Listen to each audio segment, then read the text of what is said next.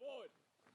Left, right, left, left, left, left, right, left, left, left, left, right, left, left. I don't know where I've been told. I don't know.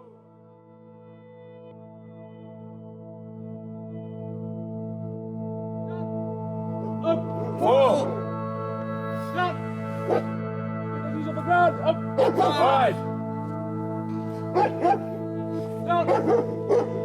Up, six. Stop.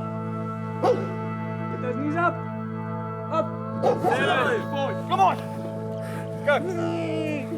Isn't that bad? Let's go. Up. Hey, look at me. I want to see your eyes, gents. Keep your heads up. I'm doing it, you're doing it. No problem. Up. 9. Up. 10. Go.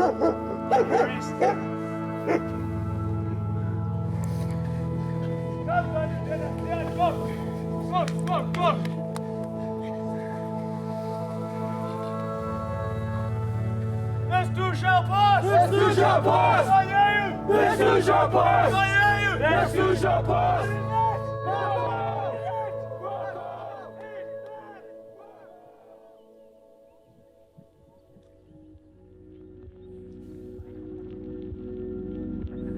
The whole poaching syndicate system has become a lot more intel-driven, a lot more adapted to what the ranger forces are doing, and that's the vital need for advanced training in as many backgrounds as possible with correct gear and the correct technology.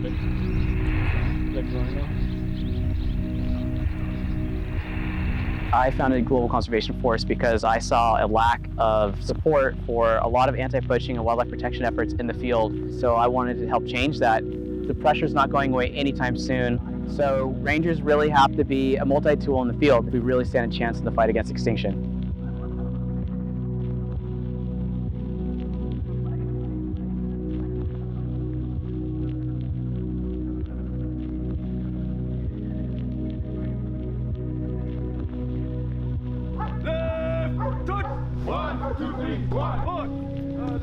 Number one, you can't come into anti-poaching with an ego. You can't come into it thinking that you're going to look great in camouflage uniform and wear battle jackets and take selfies with guns. That's the first people to drop off who are doing this for the glory of it, because they realize very, very quickly that is not the way people make it look on the internet. The reality is you get wet, you stink, you hungry, you tired, so you have to find something that keeps you going. And that person who is able to do that, they're in it for the bigger picture and they've found their passion in conservation. All out! 1, 3, 1, 2, 3, 1, 2, 3.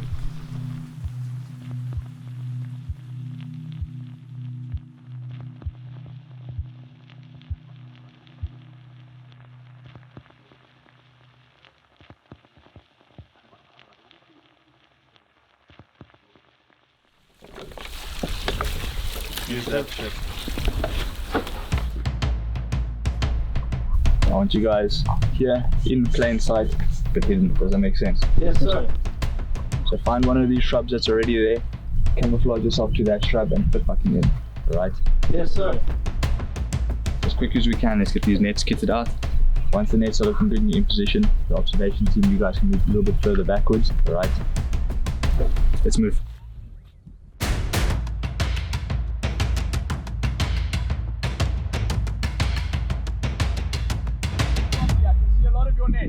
A lot. Who is that?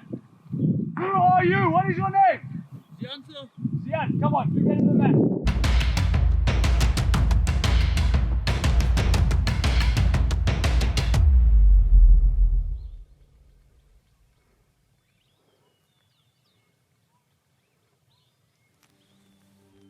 As a field ranger, chances are you're not going to be working on one reserve. Chances are you're going to be working all over South Africa, all over Africa. And the threat level changes wherever you are. In South Africa, Kruger National Park on the Mozambican border, you're finding highly experienced, highly trained hunters who are coming in with AK-47s, sidearms, whatever the case may be, and rangers are getting killed inside that reserve.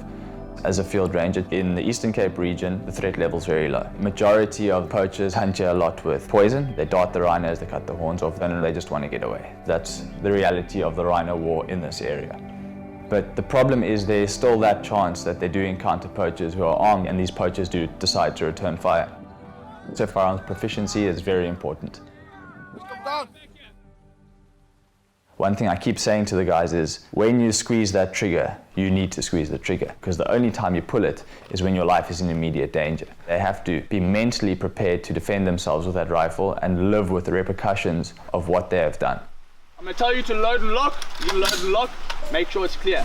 Then I will say stand by, 3 targets, 6 rounds, in your own time, carry on fire. When I say fire, you're going to turn, right? Look behind, safety off, turn, and we're going to start moving. Is that clear? Yes, sir.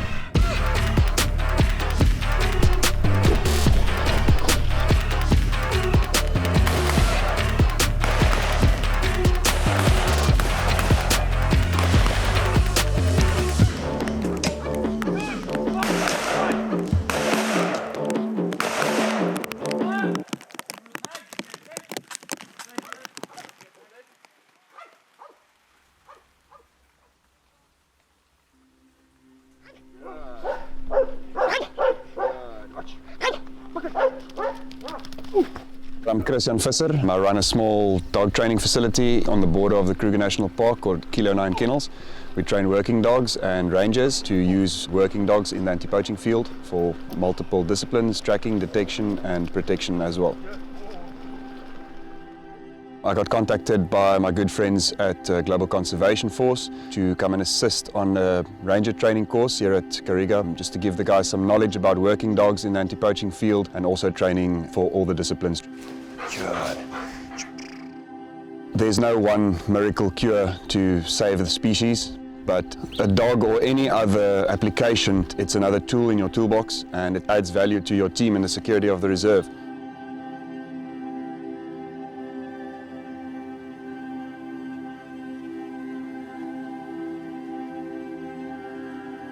The dog's 3 main disciplines: detection, tracking, and then protection, of course, or apprehension.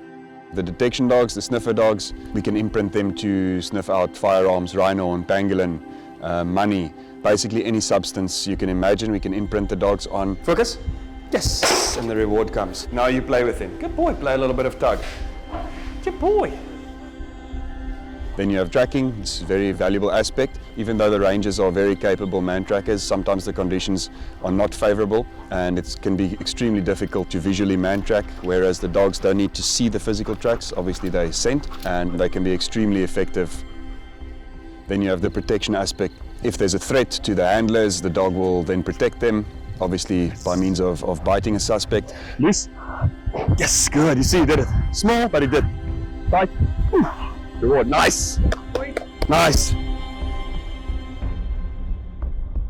And then the very important part for me of working dogs in the anti-poaching field is the non-lethal apprehension of suspects.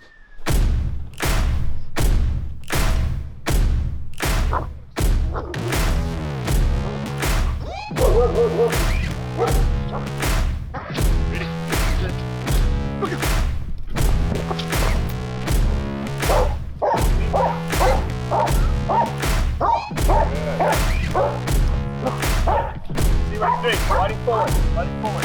Good boys. Good.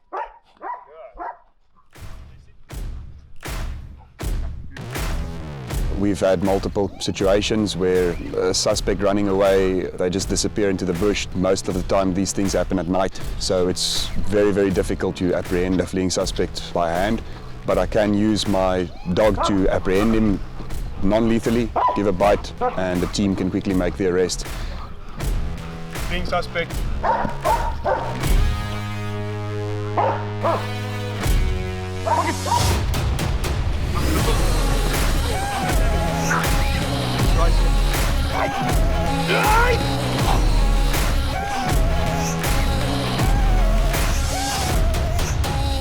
Los.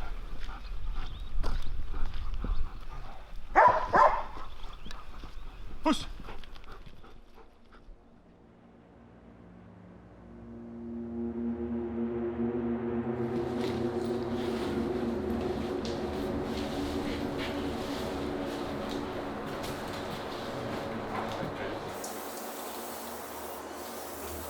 Until we get back, until this uniform comes off, we switched on.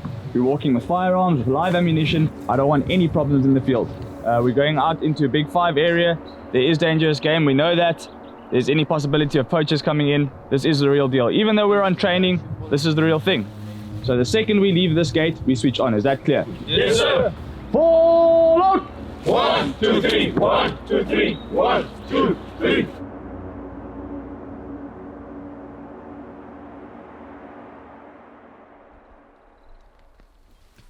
It's your duty to make sure your area is staying undetected. All right. Number one, if there are no rangers are coming back, that means they're probably not going to operate in that area. In the more dangerous zones, they want what we have. What do we have? We have firearms. All right. So we do need to start thinking about this. As I mentioned earlier, guys, we're in operational area now. This is Big 5. It is dangerous game, which means our lives are in danger, which means we need to react accordingly to that. Be serious, be alert, be awake, enjoy yourselves, and I'm sure you're going to be doing more and more of this when I leave. Good? Yes, sir. Questions? Yes, sir. All right, let's get into a single file formation. We're going to move off. Very, very big aspect of being a field ranger is doing patrol. So I focus a lot on detection, tracking, and your bushcraft or your field knowledge. Every reserve is different, every area is different, every high-risk species has a different threat geared towards it. So reading the field around you, understanding the field around you, understanding the birds, understanding the fauna, the flora, the trees, it's a massive part of being a field ranger. And then your tracking abilities of human and animal tracking is very important. If you're out in the field and there's poachers moving around your area of operation, but you're not picking up their signs, you're useless to anyone. You know, you're just going on a nice game walk and seeing animals.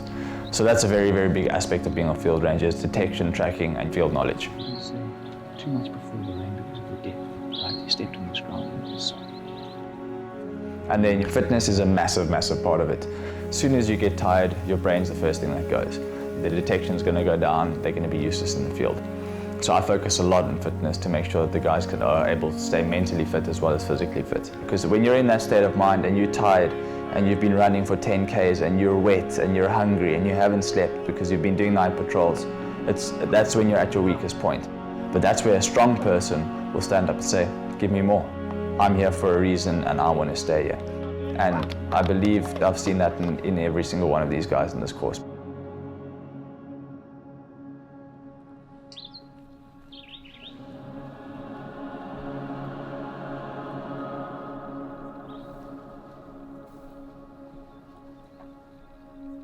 At the moment, we're at the height of rhino poaching, and we're losing friends, we're losing rangers, we're losing rhino.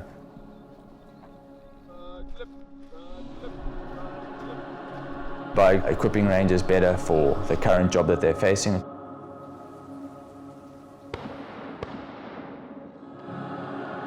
and sponsoring courses like this, Global Conservation Force makes it easier for the next generation coming in. And my biggest hope is for them to carry on and keep pushing as hard as we've pushed them. The effect that they can have in the conservation industry can go a lot further than one guy, one rifle, saving one rhino. These young guys, they are the next generation of rangers and the future of conservation.